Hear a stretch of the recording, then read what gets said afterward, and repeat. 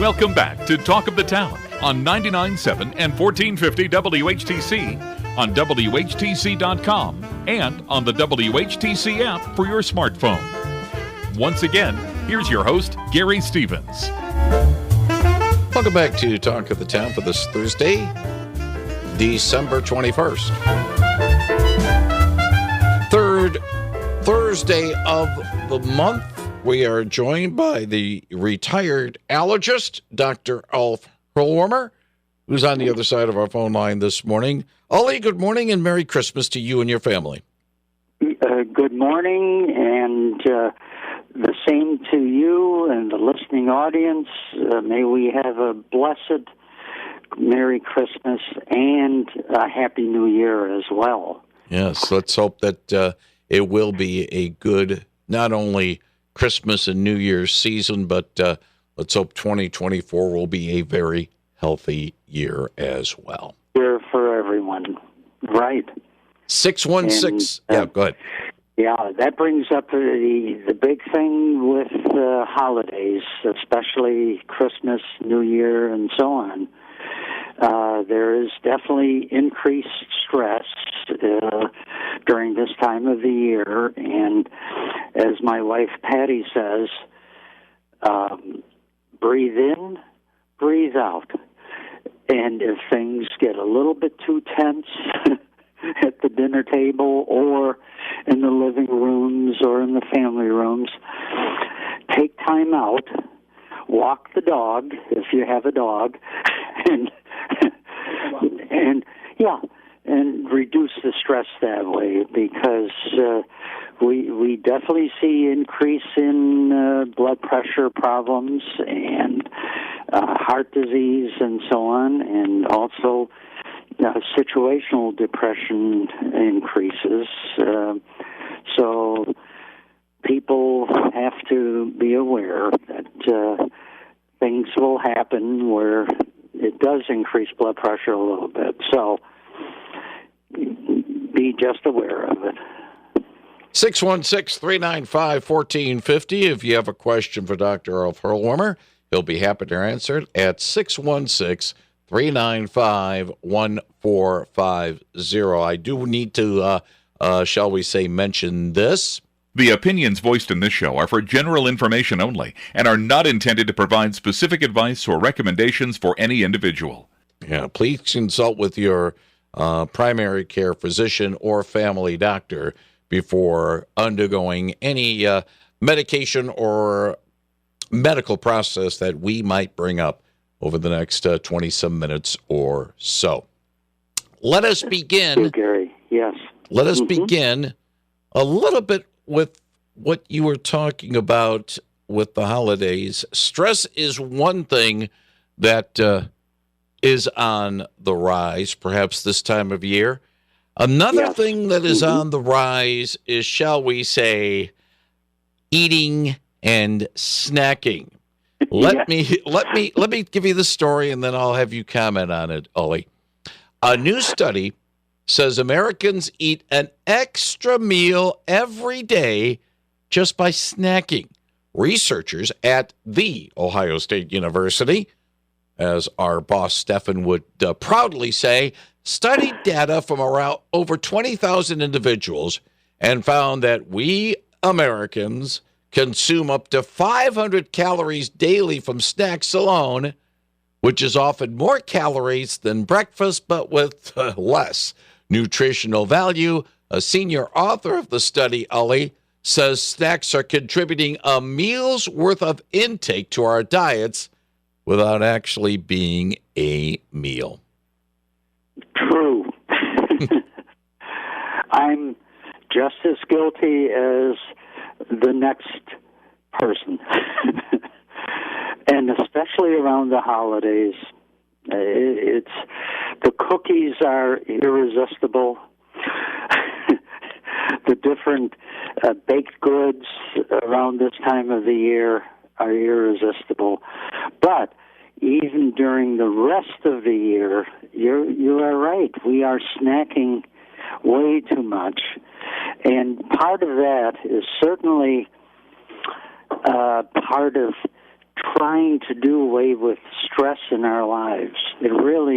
It's sort of a partial antidote against stress. Instead of stress being relieved more by talking to neighbors or people, or more communication person to person, you start realizing we all have common goals, and I look for the commonality of us all trying to take care of families, trying to take care of ourselves, and depending on how severe the stress becomes, we may need to seek professional help. And years ago, when you said that about the professional help, I'm not crazy. I'm not crazy. So I really don't need that professional help. But more often than not, about 20% of the population, one time or another, will need professional help. And that's a dramatic statistic. And what is lacking in medical care, I still feel, is the mental health resources. It's much better than it was in the old days, because when I went to medical school, I was thinking of going into psychiatry. And yes, I admit it was in the late 1960s, and I went to medical school in Chicago, and I took an externship at Chicago State Hospital. And 15 of my colleagues also took that same externship. That's what we call it when you're in medical school, an externship rather than an internship, because you're not a doctor yet.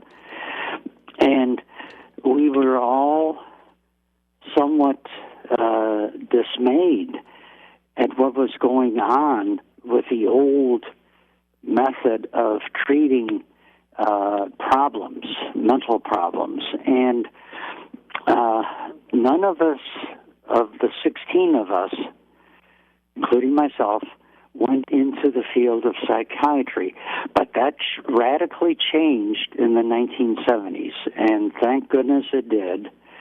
And nowadays, even it's even improving tremendously. The resources are finally available, but there is still the shortage in the medical field of psychiatry, and that is concerning to me.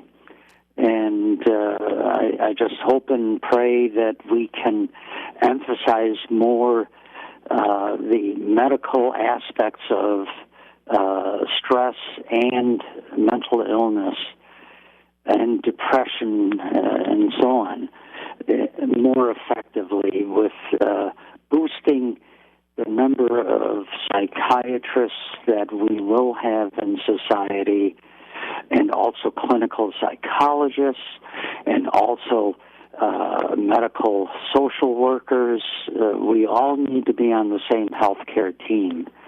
Mm-hmm. Because stress, as you said in your previous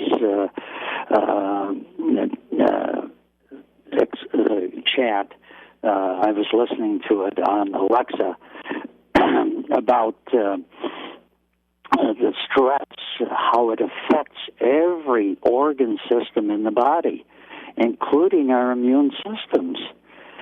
The stress lowers our immune system, and it's been reported in the literature more and more, mm-hmm. and shows up in blood tests how the immune system is lowered by stress, and so we need more help in that field. Indeed. We have to put more effort into helping people with illness like that. And that's what I look upon it as. It's an illness. Mm. And basically the problem of addiction is a medical illness, and it should be treated as such. It shouldn't be scorned upon. It shouldn't be judged. It should be helped as an illness and treated as an illness. Right. And society has to come to grips with that it is an illness. If you got a question for Dr. Ulf Hierlwimmer, he'll be happy to answer it at 616-395-1450, 616-395-1450. Officials say a new COVID-19 variant is on the rise this holiday season. The CDC says cases of the new variant, which has been dubbed JN.1, now account for 1 in 5 new infections, and an official estimated that the new variant will become the dominant strain by perhaps New Year's Day. But yes, there's no evidence, everyone getting together with families and friends and so on, and travel. Mm-hmm. Look at the amount of traveling that the country is going to be doing. It's amazing. Like your news program said, travel has increased for this holiday season. 16% above last year, and you see the long lines at the airports, and you see the long line of cars and so on, and yeah, it's really going to spread illnesses. And guess where it is cropping up, this new variant. But the good news is, there's always a good news too. The vaccine that's available right now for COVID will help somewhat ward off the major complications of this new strain. And as I've always said, this new strain is nothing new as far as I'm concerned, because this virus, unlike most other viruses, mutates every 2 days. A letter in the genetic code. Imagine a safe lock, combination, changing combination every 2 days, and it's unbelievable. This thing mutates so fast, but the commonality in our vaccines is available right now to ward off some of the bad complications of this new variant. So please consider vaccination, and especially if you have autoimmune diseases like lupus, rheumatoid arthritis, or cancers like my wife has. We have to boost our immune system with the vaccines. We really do. And the good news is that it will ward off the big complications and hopefully prevent hospitalization, because we don't want to repeat. We don't want to repeat the last 2 or 3 years.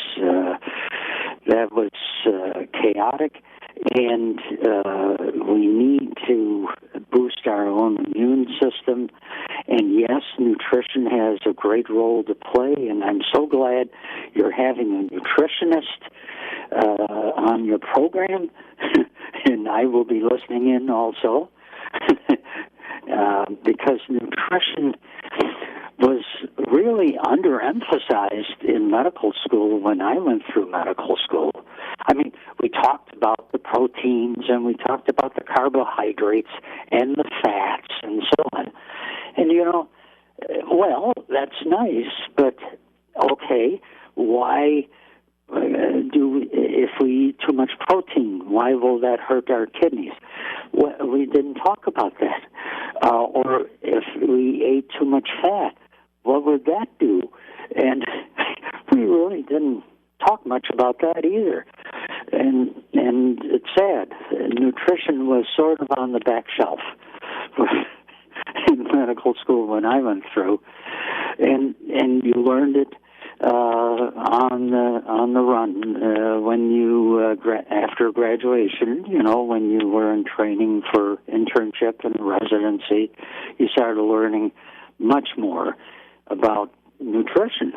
Mm-hmm. What bad nutrition can do for you, including the snacking we talked about, and so on. It's really a fascinating field, and it was underemphasized, but it's finally coming into its own. Mm-hmm. And one of the TV doctors that is she has a degree in nutrition is Jennifer Ashton, Dr. Jennifer Ashton, and she introduces the listening audience or viewing audience to nutrition all the time. She talks about nutrition, and it's so important. It really is. Only let me ask you a simple question. Do you know how much blood you've given over the years? Donations?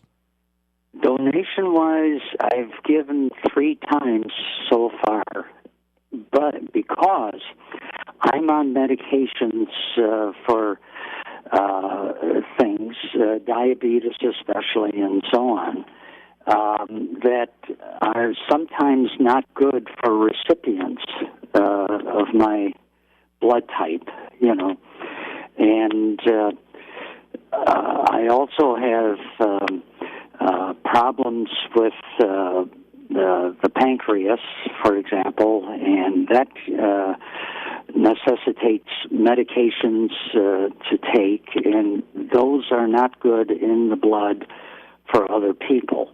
Mm-hmm. So it's I'd love to give more, but I've been told they're on the medications that we may not have for other people. Right. So okay.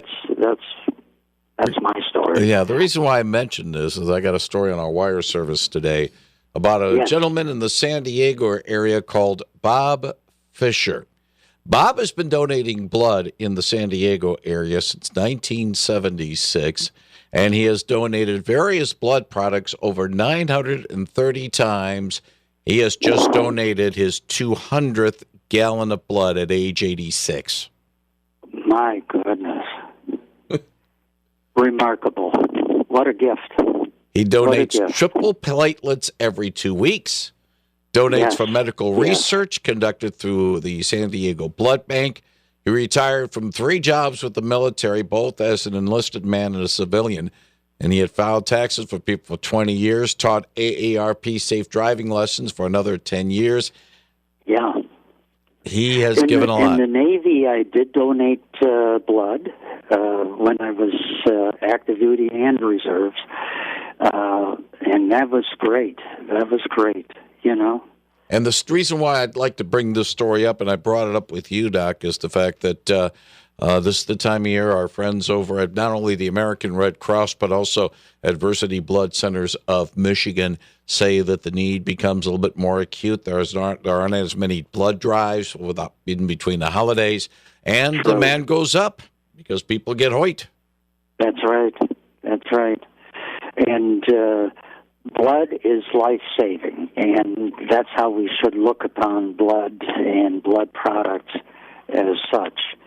And it's even more important because, especially nowadays, with the new medications for the cancers, require, in some cases, so much more blood and blood products before you can use some of those medications, because they all knock down your own blood supply or your blood properties, So you have to fortify the patient's blood by giving blood transfusions or blood product transfusions, and then you can go ahead with the new immune vaccines for different cancers, and that's the bright horizon for cancer therapy.